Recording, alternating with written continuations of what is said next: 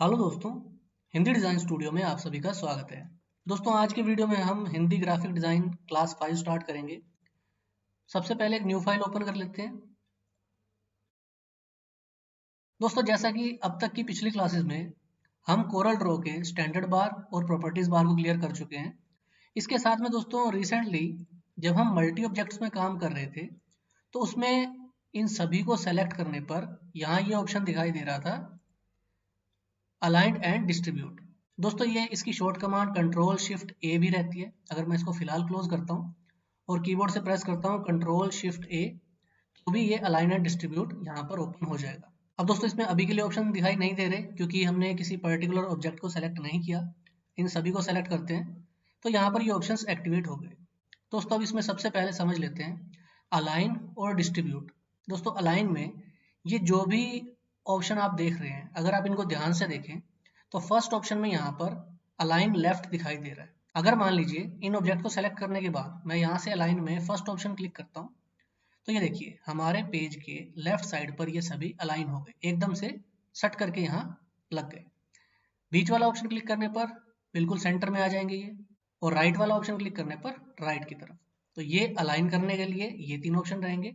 इसी तरह से ऊपर, बीच में और नीचे, अगर हम इसको ऊपर की तरफ करें और यहाँ से बीच में कर दें, इसके बाद इधर से बीच में कर दें और यहाँ से नीचे की तरफ, जहाँ भी हम चीज़ों को अलाइन करना चाहें वो अकॉर्डिंगली हम इसमें अलाइन कर सकते हैं। सबसे पहले तो हम इन चीज़ों का ध्यान रखेंगे।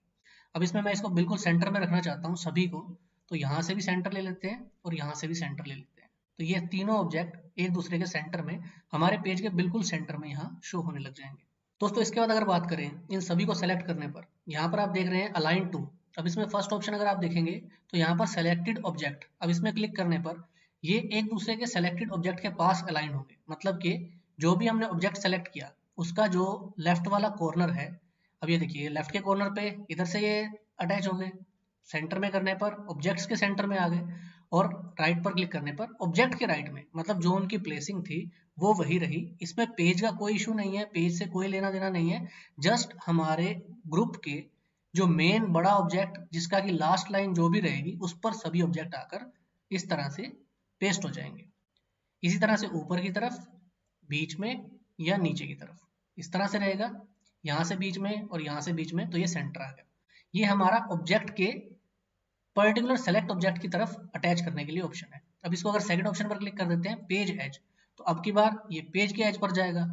अगेन ऊपर, नीचे, बीच में, जहां आप इसको जैसा भी रखना चाहें, हमने पेज सेलेक्ट कर दिया तो ये पेज पर इस तरह से पेस्ट किया जा सकता है। इसके बाद नेक्स्ट ऑप्शन यहाँ पर पेज सेंटर।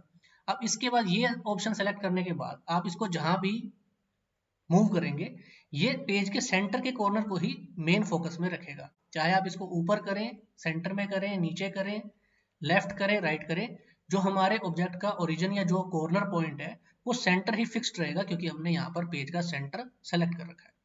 इसके बाद में यहाँ पर ग्रिड का ऑप्शन है। अब ग्रिड सेलेक्ट करने के बाद अगर आप इसको चेक करेंगे तो यहाँ पर देखिए अभी आपको इसमें दिखाई नहीं दे रहा क्योंकि हमने ग्रिड हाइड कर रखी है। यहाँ पर मैं इसको ग्रिड को ऑन कर देता हूँ, तो इसमें ये ग्रिड के कॉर्नर से अकॉर्डिंगली यहाँ पर सेलेक्ट करेगा।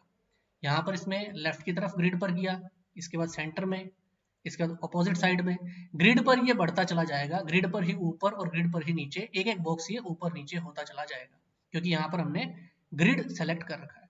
ग्रिड को हाइड कर लेते हैं, इधर से भी इसको हटा देते हैं। लास्ट ऑप्शन यहाँ पर स्पेसिफाइड पॉइंट। दोस्तों, इसमें स्पेसिफाइड पॉइंट का मतलब है आप जो भी पर्टिकुलर एक पॉइंट इनको बताना चाहें। जैसे मान लीजिए यहाँ पर हम देते हैं 100 और इधर भी देते हैं 100, तो ये हमारा फोकस पॉइंट, बेस पॉइंट हो जाएगा। इसको एंटर क्लिक कर देते हैं। अब इसके बाद जैसे ही हम अलाइन करेंगे तो ये इस पेज का 100 बाय 100 ये कॉर्नर बनता है, तो ये यहीं पर ही काम करना स्टार्ट कर देगा कुछ इस तरह से। तो दोस्तों, ये हमारा इसमें अलाइन का ऑप्शन रहेगा। इसमें हम अपने पर्टिकुलर ऑब्जेक्ट को या ऑब्जेक्ट्स को इस तरह से अलाइन कर सकते हैं। इसके बाद दोस्तों डिस्ट्रीब्यूट की बात करें, अब इसमें आप देख सकते हैं डिस्ट्रीब्यूट में ये है लेफ्ट की तरफ से इसको डिस्ट्रीब्यूट करना है, तो लेफ्ट पर क्लिक किया।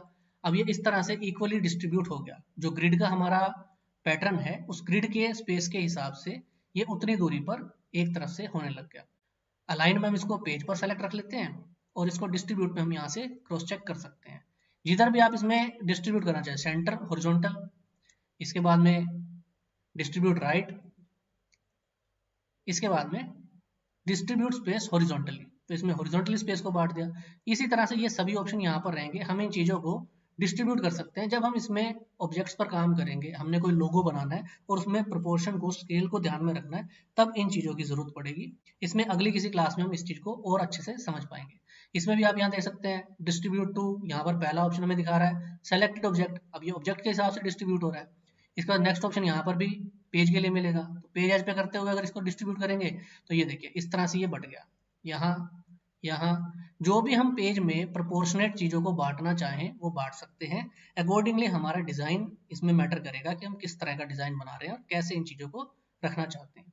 तो अलाइन और डिस्ट्रीब्यूट इस तरह से काम करेंगे। दोस्तों यहाँ पर यूज ऑब्जेक्ट आउटलाइन सेलेक्टेड है, इसके ऑब्जेक्ट की आउटलाइन को सेलेक्ट करके यूज कर रहा है। अगर इसको हम अनचेक कर देते हैं और इसके बाद भी हम करेंगे तो ये अकॉर्डिंगली लाइन के अंदर की तरफ से, जैसे मान लीजिए यहाँ पर ये जो लाइन है ये इस तरह से दिखा रहा है, और अगर इसको ऑब्जेक्ट लाइन को सेलेक्ट करके हम इसको करेंगे तो ये पेज के अंदर की तरफ इसको दिखाएगा। ऑब्जेक्ट लाइन को बिल्कुल उसके आउटर हिस्से को यहाँ ये रखेगा। ये देखिए पेज का हमारा आउटलाइन इधर बाहर की तरफ है, इसको हटाने पर अब की बार अगर ऊपर करते हैं तो ये लाइन को इस तरह से सेंटर में काट रहा है। तो ये आप अकॉर्डिंगली रख सकते हैं। हम इसको अंदर की तरफ ही रखते हैं, जिससे कि जब हम इसको मैनेज करें तो आउटलाइन जो हमारे रेक्टेंगल की है उसको पेज के सेंटर से या जो भी कॉर्नर है उससे अंदर की तरफ ही रखा जाएगा, नीचे नहीं रखा जाएगा। तो ये ऑप्शन यहाँ पर कंप्लीट होते हैं इसमें अलाइंड एंड डिस्ट्रीब्यूट के लिए। तो दोस्तों पिछले वीडियो में हमने ये ऑप्शन यहाँ पर स्किप किया था, इसी से हमने आज कंटिन्यू किया। इसी तरह से दोस्तों ये जो पैनल आप देख रहे हैं, अगर मान लीजिए इस पैनल को मैं एक बार क्लोज कर देता हूँ और हम इस फाइल में आ जाते हैं। अब दोस्तों वापस से अगर मैं कंट्रोल शिफ्ट और ए प्रेस करता हूँ, ये जो बार यहाँ पर ओपन हुआ इसमें अभी के लिए अलाइंड एंड डिस्ट्रीब्यूट दिखाई दे रहा है। यहाँ पर आप प्लस का बटन देख रहे हैं, इस प्लस पर क्लिक करने पर यहाँ पर ये जो ऑप्शंस आप देख रहे हैं ये सभी ऑप्शंस भी इसी तरह से क्लिक करने के बाद, मान लीजिए यहाँ मैं प्रॉपर्टीज को क्लिक कर देता हूँ, प्रॉपर्टीज को मैंने टिक किया तो दोस्तों यहाँ पर प्रॉपर्टीज के लिए भी एक बार शो होने लग गया। अब इसमें इन चीज़ों की प्रॉपर्टीज हम मैनेज कर सकते हैं। जैसे यहाँ से इसको सेलेक्ट किया तो इसकी आउटलाइन का कलर दिखा रहा है, अब कलर यहाँ से चेंज कर देते हैं, कलर चेंज हो गया। थिकनेस की बात है तो यहाँ से थिकनेस बढ़ा घटा सकते हैं, मिलीमीटर में रखना है, इंचज में रखना है, जो भी साइज देना है, ये सब प्रॉपर्टीज भी यहाँ पर खुल जाएंगी। तो दोस्तों यहाँ पर प्लस पर क्लिक करके आप इन सभी ऑप्शंस को एक एक करके स्क्रीन पर ला सकते हैं। दोस्तों इनको हम आने वाली क्लासेस में एक एक करके स्क्रीन पर लाएंगे, क्योंकि जब हम इसमें और डिटेल में काम करेंगे तब हमें इनकी पर्टिकुलर ऑप्शंस की जरूरत पड़ेगी। इसको फिलहाल हम स्किप करेंगे। जस्ट कंट्रोल शिफ्ट ए से आपका ये पैनल ओपन हो जाएगा और इसमें आप जिस भी पर्टिकुलर कमांड के बारे में काम करना चाहते हैं या उसको स्क्रीन पर रखना चाहते हैं उसको टिक करना है और यहाँ स्क्रीन पर ले आना है। इसके बाद आप उस पर काम कर सकते हैं। अब दोस्तों इसी तरह से इस बार को क्लोज करते हैं। इसके बाद हमारे इस मेन टूल बार के सभी ऑप्शंस को पहले कवर अप करना जरूरी है। तो हमने इसमें रिसेंटली फर्स्ट ऑप्शन में pick, free hand pick, free transform, इसको क्लियर कर लिया था। इसके बाद दोस्तों सेकंड टूल में फर्स्ट ऑप्शन शेप का रहता है। अब जैसा कि आपको रिसेंटली बताया था, एक ऑब्जेक्ट को सेलेक्ट करके कन्वर्ट टू कर्व्स पर क्लिक करेंगे, इसके बाद सेकंड टूल का फर्स्ट ऑप्शन शेप लेंगे तो यहाँ पर हमें ये ऑप्शन दिखाई देते हैं। आज की वीडियो में बस इतना ही। अगले वीडियो में सेम इसी शेप में से इनके इन सभी टूल्स को पहले क्लियर करेंगे और इसके बाद ऐसा ही चलते हुए आगे एक एक टूल को हम कंप्लीट करते जाएंगे और ये पूरा मेन टूल बार मैं आपको हर एक सिंगल टूल्स के साथ एक्सप्लेन करने वाला हूँ। दोस्तों अगर आज का वीडियो अच्छा लगा तो वीडियो को लाइक ज़रूर करें, अपने दोस्तों के साथ शेयर करें और जो भी हमारे नए व्यूवर्स हैं वो चैनल को सब्सक्राइब ज़रूर करें ताकि मेरे आने वाले सभी वीडियोज़ की नोटिफिकेशन आपको मिलती रहे। आपसे मिलेंगे अगले वीडियो में, तब तक के लिए अपना ध्यान रखें, खुश रहें। Thank you so much friends.